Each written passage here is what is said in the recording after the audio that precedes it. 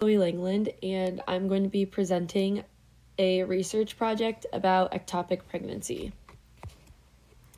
What is it? An ectopic pregnancy occurs when a fertilized egg grows attached to either a fallopian tube outside the uterus or in the abdomen or the cervix.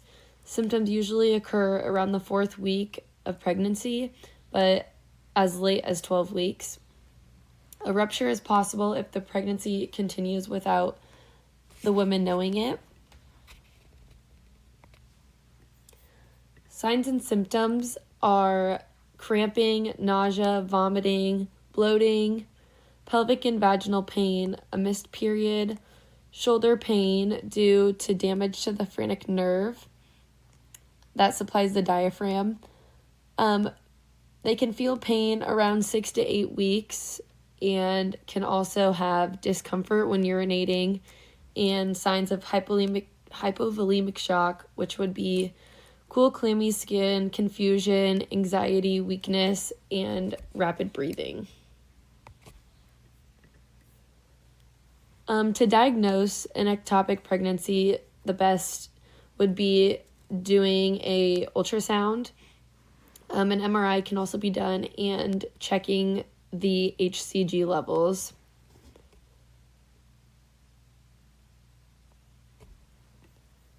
Some big risk factors are scars from tubal pregnancy, uterine tumors, smoking, IVF is a big one, previous abortion, previous ectopic, infection. These are all big ones that can occur.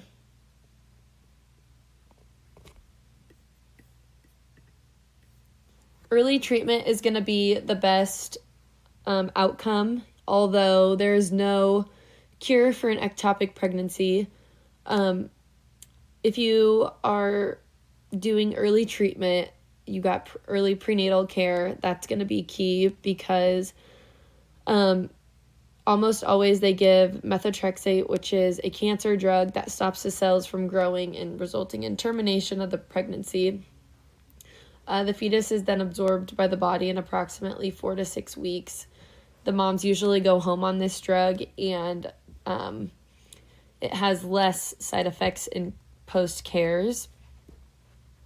Mifepristone is also used, but it's not as common.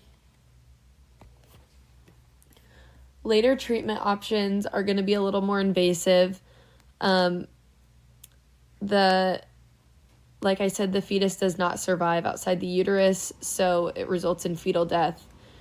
If untreated or late prenatal care, internal bleeding can lead to maternal death, which is very dangerous.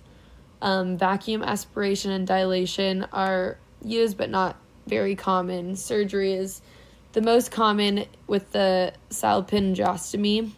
It preserves the tubal function so the woman can attempt to get pregnant again.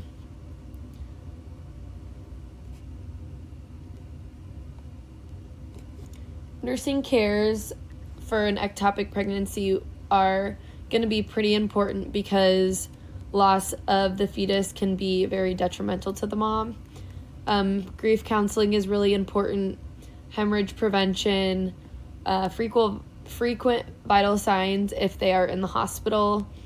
Client education about signs and symptoms to watch out for during their early prenatal visits is really important so they know what to be aware of. Just in case some of those signs and symptoms occur, they can get immediate help.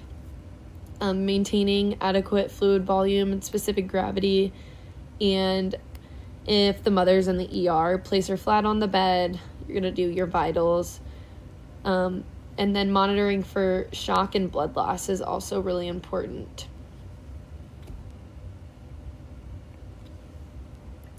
These are an OB/RN interview questions I included, just kind of explaining what ectopic pregnancies are, how they're treated, and the causes of them.